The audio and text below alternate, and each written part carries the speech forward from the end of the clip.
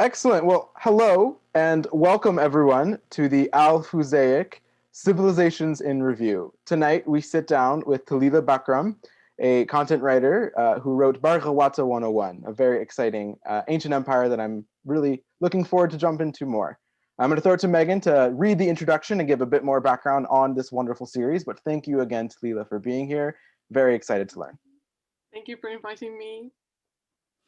All right, hello everyone. So we are back, like Ben said, with Civilizations in Review. This is actually our third civilization, which is super exciting. And I want to start off this call not necessarily with our intro, but with a call to action. So Talila is very special. Not that we didn't care about the Nabatean or the Tulanid conversations, but Talila is very special in that she is also a partner with El Fuzaic, with amazing Amazigh. So that is a really wonderful space. And Talila, if you could just give us a quick rundown of who you guys are and what you do, I think that would be really great for our audience. Yeah, so my media or independent media, if you want to call it like that, is called Amazing Amazigh. So it's a kind of a platform that aims at bringing knowledge about the Amazigh culture and history. So it's basically native people of North Africa, and yeah, it's just a humble way to like share some basic facts about who are the Amazigh, what's the key history facts about them, and just try to break the misconceptions and the cliches around that. So how do we follow you? If after we listen, we love this people, we love, this civilization, how do we find you guys on social media? So Amazing Amazigh is present currently on Facebook, Instagram, and LinkedIn. And quite soon there may be gonna be a website. So, but it's for now under construction. But for now, you can find us on social media. Amazing. Thank you so much. So everyone who is listening now, go like, subscribe, etc. Share. I think that that's one of the biggest elements of starting small organizations, particularly like El Fuzaic. If you guys are able to like or share anything and push those out to your social medias, heck, if any of your friends are history buffs or anthropological buffs or cultural buffs, or we all like food, I think that that's a huge element. Go and follow, like, subscribe. That being said, Ben, how many social media platforms is El Fuzaic on? We're on a whole bunch, and that's exactly where this call will be going to. This call specifically will be eventually on our YouTube, our Facebook, our LinkedIn, our Instagram, our Twitter, our Pinterest, our podcasting series on Anchor and on Spotify, and our website. I think I may be missing one, but all of those for now.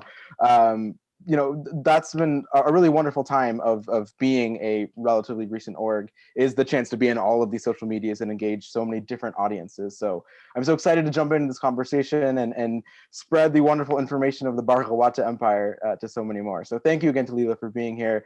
Thank you for all of our listeners for tuning in, and let's jump right into this. Thanks all.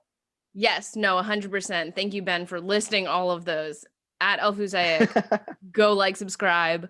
Definitely share us with all of your friends. Okay, here we go.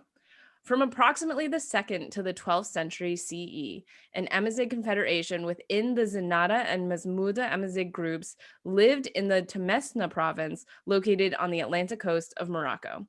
The civilization, known as the Bargawata civilization, was famous for their status as an important confederation with more than 12,000 cavalry.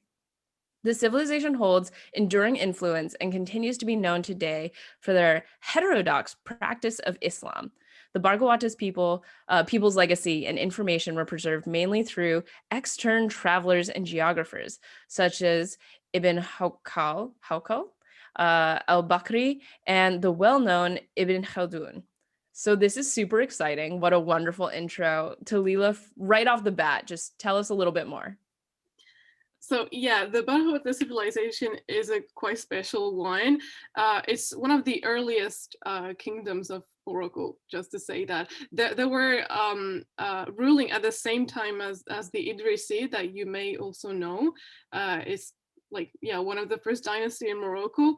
But what's so special about the Barghawata is first, as I said, their practice of Islam, which was quite of a different religion actually, because they really reinvented new practices, and they rewrote the Quran in Tamazight. So that's quite particular. So yeah, and also the fact that because there were um, quite heterodox, they have been a bit forgotten in history for a long time. But now some sources are re-emerging about the Barghawata, and it's so interesting to know more about this civilization of the Atlantic coast of Morocco. Wow. When we were looking at the list of all of the empires of the Minas-Wana region, I had never heard of Barghawata before. I knew of Amazigh, empires and communities, but mainly because it's such an interesting sect and period of history, and also the Moroccan flag is behind me. But I really wanted to have Barghawata be pretty close to the beginning of our Civilizations in Review series, just mainly for education and awareness. So fascinating. I have so many questions, but I want to jump into the cavalry part first of your introduction. Were they big military fighters? Were they big horse trainers? And why such a large cavalry? Well, very little is known about their military forces. So from what I know, from what I saw from my research, is that they have been organized as a confederation. So it's more like the junction of many different tribes that join their forces.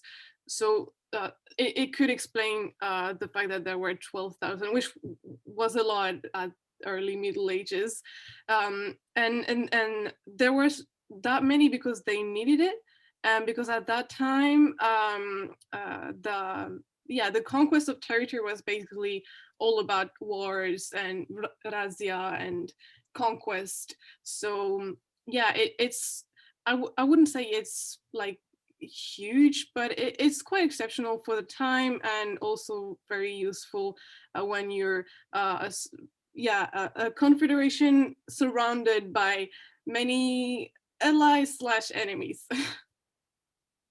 Talk a little bit more about allies slash enemies. This is always the part where I kind of want to dig in, only because I know that there are a lot of different ways that these civilizations survived. We talked in our first week with the Nabateans and how they traded a lot to survive.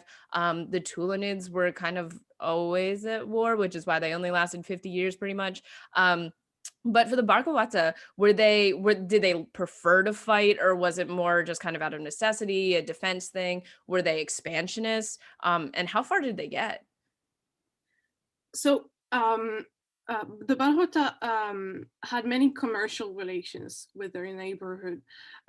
We know that they were trading a lot with cities like Fez, Sousse, Sijil Massa in the region, and they also tried to have diplomatic relations in Andalusia under the Caliphate of Cordoba. So they really tried to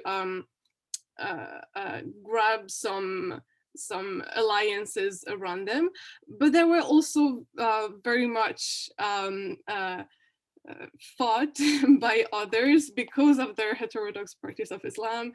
It really means a lot for the history of the Barghawata, and this is why, for example, the Umayyad, this famous Muslim caliphate, launched a war against the Barghawata because of different conception of Islam, and because they were kind of rivals under their territory. So I would say they managed to keep some key relations that permitted them to trade and to survive, but they also have many enemies. Wow. Yeah, I just never knew much about this community, so thank you. I've reread your 808 words often.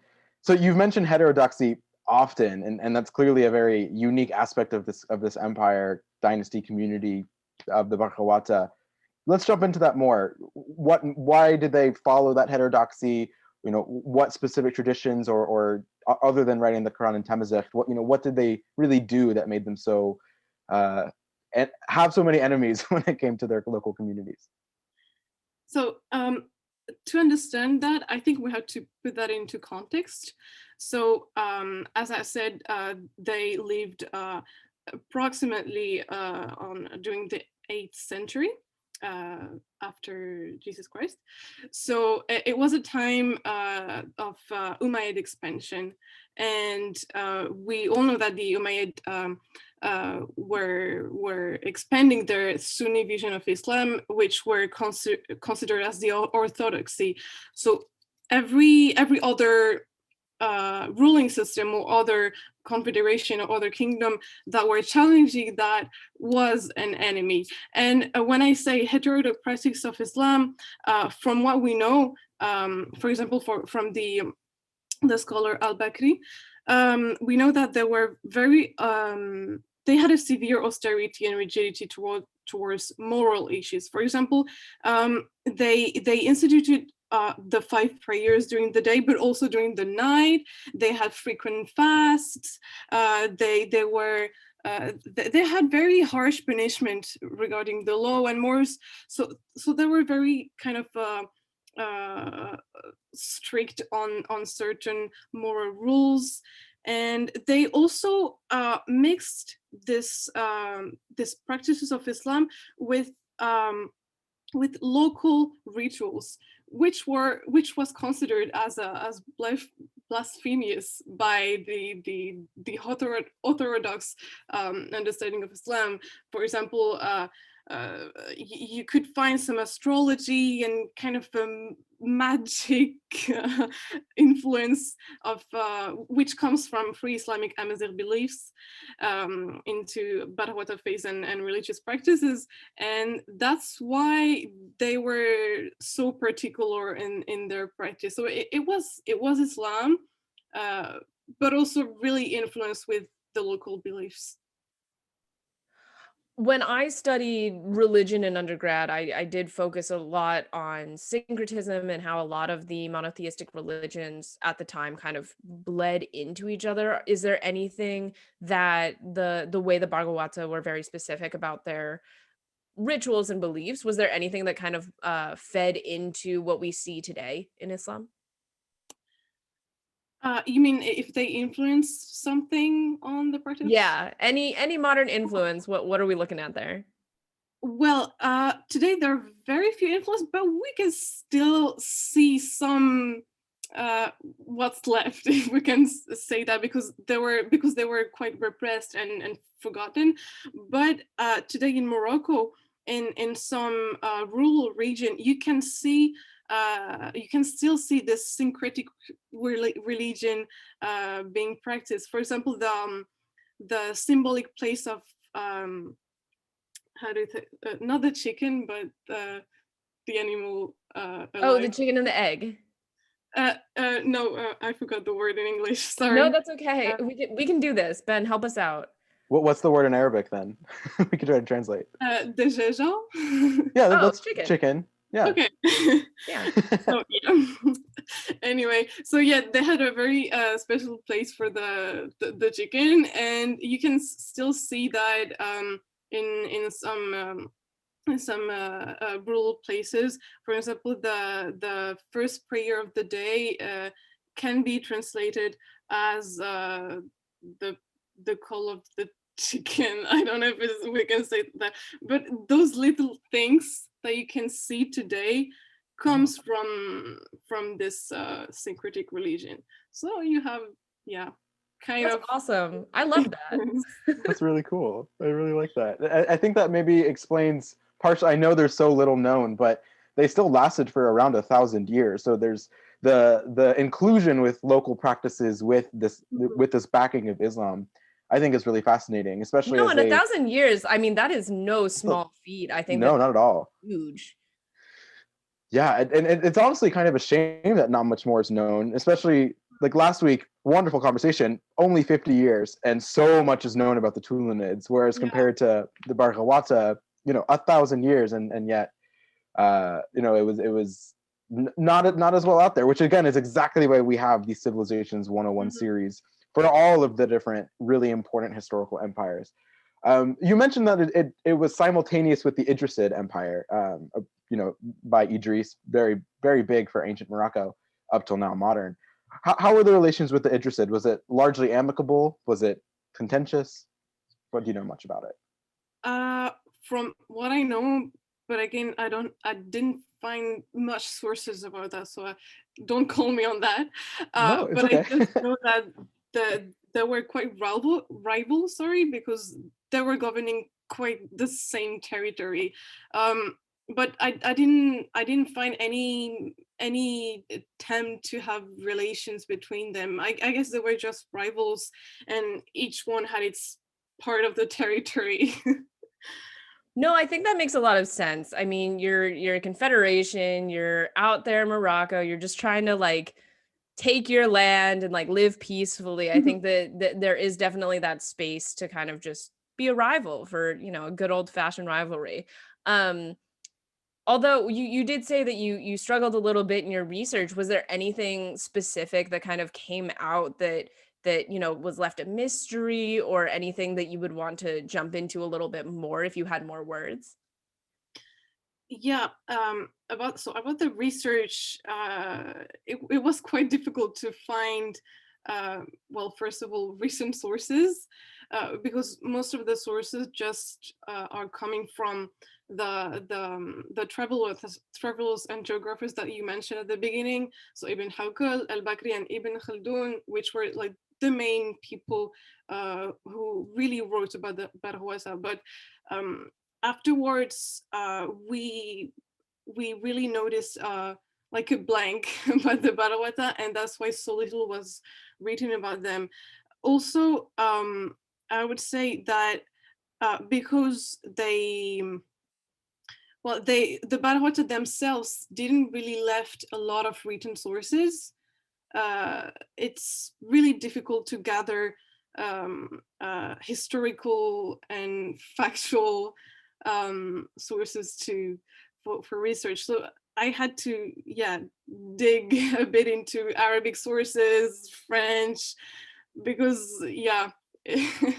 Well, because even then, some of the travelers are, and the main one, I think that all of the students of Middle East studies can kind of rally around, and Ben, you can jump in here as well. Ibn Battuta made up a lot of stuff, not like everything, but he made up a few stories, and that was kind of expected, I think, of travelers at the time. How reliable were the sources that you were using? Well, of course, when you rely on the testimony of someone who has a certain vision of the world, it's not totally a fact check source. But if you try, I guess if you try to combine many point of views of different geographers, you could find that there are some things that you see many times, so it must be true. But yeah, concerning Ibn Battuta, for example, who was a famous traveler, it's true that his sources are very, very precious about a lot of civilization, not just the Bargawata. He went all over China, so he saw so many things. But yeah, I think in this period, in the Middle Ages, the Amazon civilization left very few written sources. So I guess the most reliable source that you can find is the Arabic written sources by Ibn Khaldun and other scholars. Yeah. Fascinating. I think it's cool to take some of those firsthand accounts of their experiencing a culture that's not their own. Obviously, there is some bias or interest or reason that they're writing it, but I think that's a really cool opportunity to showcase. The only written stuff I knew about for the Bargawata is the actual like coinage, which I don't know if you can count as a written source, but they did have quite a lot of words like on the coins and the econ and their commerce system. Do you know much more about it other than the words on the coins? Well, honestly, I didn't really go deeper for their coins. Well, I guess it was a way. Well, this is just my opinion, though. It's not like based on any source.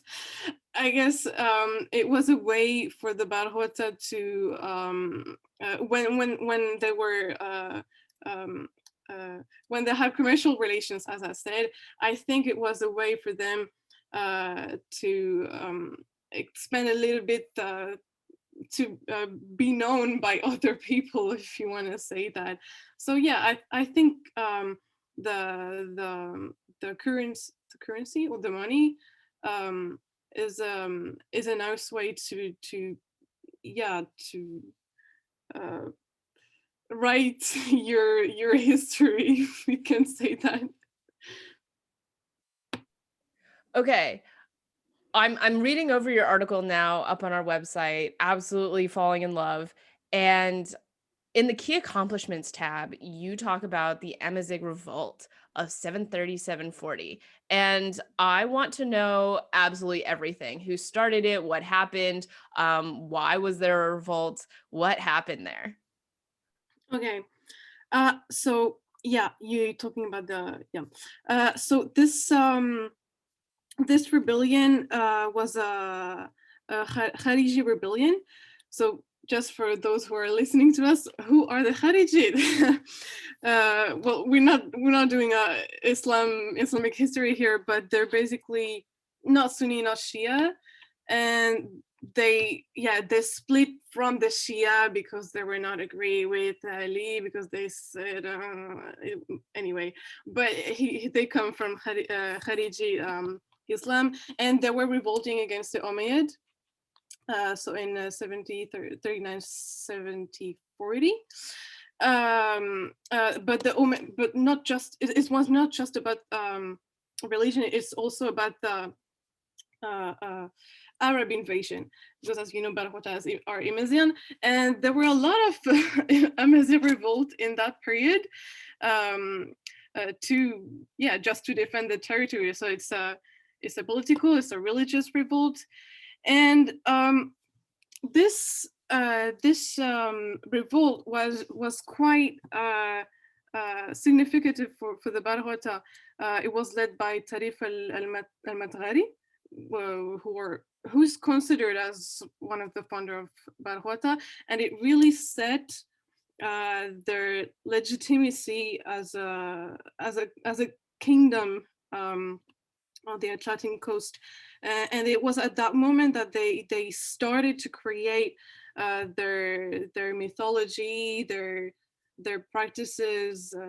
So it's after years of struggles against the Umayyad, who were trying to eliminate them, as I said.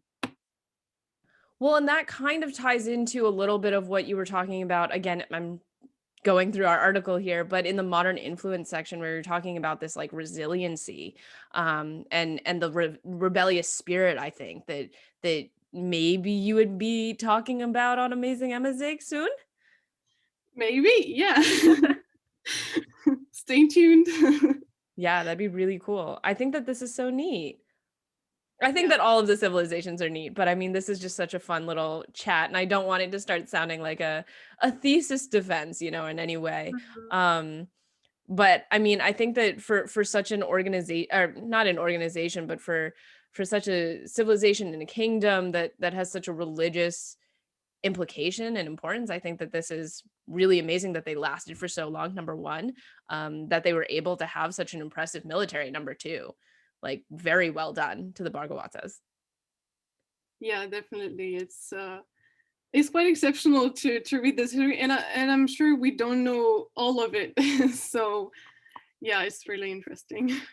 Well, thank you for educating not only our listeners, but the world who reads our website on this really, really crucial part of Moroccan, North African, Amazigh history. It's really crucial. Just as a period of note, and I am definitely no Amazigh scholar, Talila definitely is, but you may have heard the term Berber.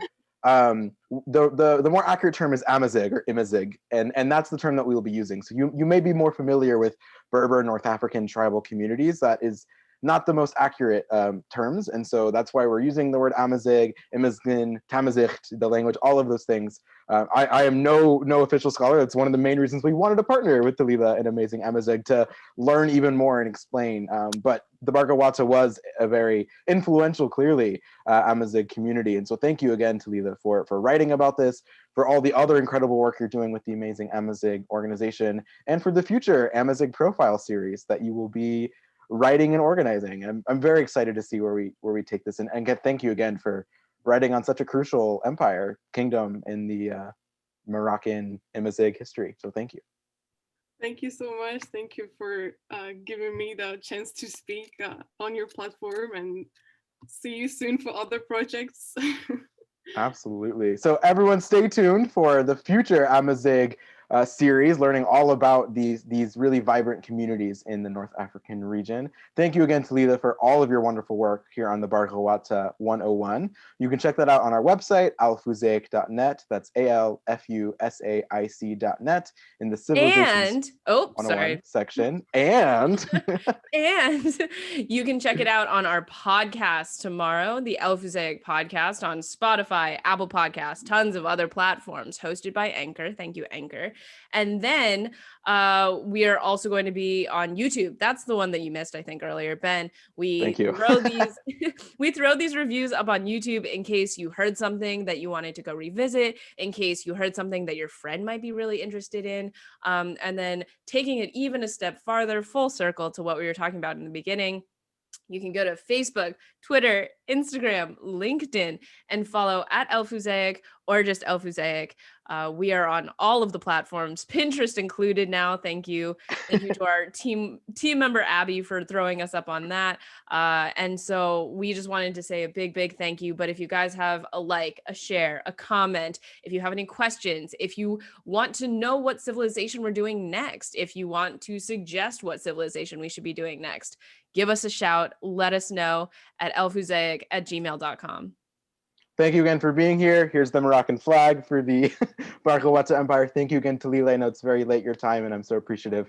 Have a wonderful rest of your evenings and weekends, everyone, and feel free to check us out at alfusaic.net. Bye. Bye. Bye.